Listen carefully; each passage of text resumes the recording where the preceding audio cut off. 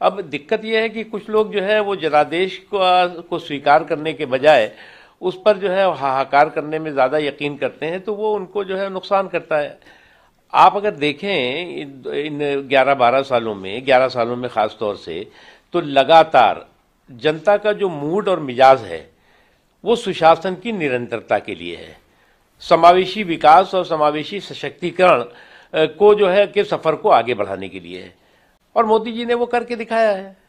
Let's wait and watch. लेकिन sir अब तक रिजल्ट आया भी नहीं है। मणिकाम ठाकुर का एक ट्वीट आया, वो कहते हैं कि वोट चोरी हुई है और रिजल्ट तो ऐसे ही आना था। देखो एक चीज मैं बताऊं, ये जो है वो धूर्तापूर्ण जो है धमाल और कमाल करने वाले धूल धूसित होते हैं। अब आप जो है वो जनतंत्र के या जनादेश के को स्वीकार करने के बजाय उस पर जो है वो हाहाकार करेंगे, हंगामा करेंगे, हुड़दंग करेंगे, और आपकी अपेक्षा होगी कि हमें जो है वो जनादेश जनता हमें दे, तो मुझे नहीं लगता कि ये जो है वो कभी भी जो है वो देश स्वीकार करता है। अरे भाई, जीत और हार दोनों एक सिक्के, मैंने कहा ना कि जीत का की जलेबी हो या हार का हलवा हो, दोनों जो है वो जनतंत्र का जायका है। आपको तो चाहिए कि केवल जो है वो हमें जीत चाहिए, जीत हमारा जन्मसिद्ध अधिकार है, ऐसा नहीं होता। लेकिन सर आरजेडी के जो सुनील सिंह है वो कहते हैं कि अगर बिहार में एनडीए जीतती है तो नेपाल या बांग्लादेश जैसा हाल बिहार का हो जाएगा। देखिए एक बात समझ लीजिए, आपकी वायलेंट एनार्की से वाइब्रेंट डेमोक्रेसी को आप हाईजेक नहीं कर सकते, उसको आप ध्वस्त नहीं कर सकते। अराजकता और उद्दंडता के जरिए जो है वो लोकतंत्र और जनतंत्र को कोई भी बंधक नहीं बना सकता। इस गलतफहमी से बाहर निकलना होगा।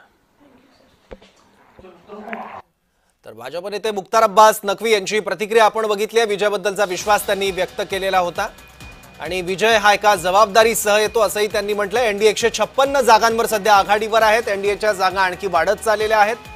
243 जागा आहे बिहार विधानसभा निवडणुकीत ज्यावर मतदान झालं होतं। या संपूर्ण 243 जागांवरचे कल आता हाती येत आहेत। यामध्ये एनडीएला 156 जागा मिळताना दिसतात, म्हणजे 156 जागांवर एनडीएचे उमेदवार हे सध्या आघाडीवर आहेत, तर 81 जागांवर महागठबंधनचे आणि पक्षनिहाय ही आकडेवारी आपल्याला बघायची तर 70 जागांवर भाजपचे उमेदवार आघाडीवर आहेत, जेडीयूचे उमेदवार 71। त्यामुळे जेडीयू आता सर्वात मोठा पक्ष ठरताना दिसतोय सध्या तरी।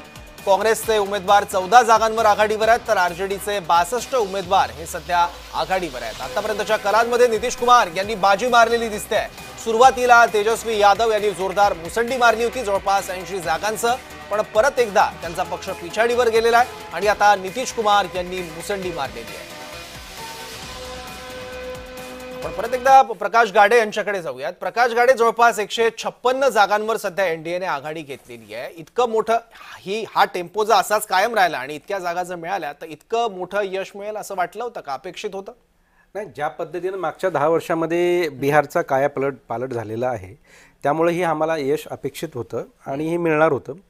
तुम्ही जर सगळ्याच बाबतीमध्ये गुंतवणूक असेल, इन्फ्रास्ट्रक्चर असेल, आरोग्य व्यवस्था असेल, ह्या सगळ्या बाबतीमध्ये बिहार हा आता बॅकवर्ड नाही तर बाउन्सिंग स्टेट झालेला आहे।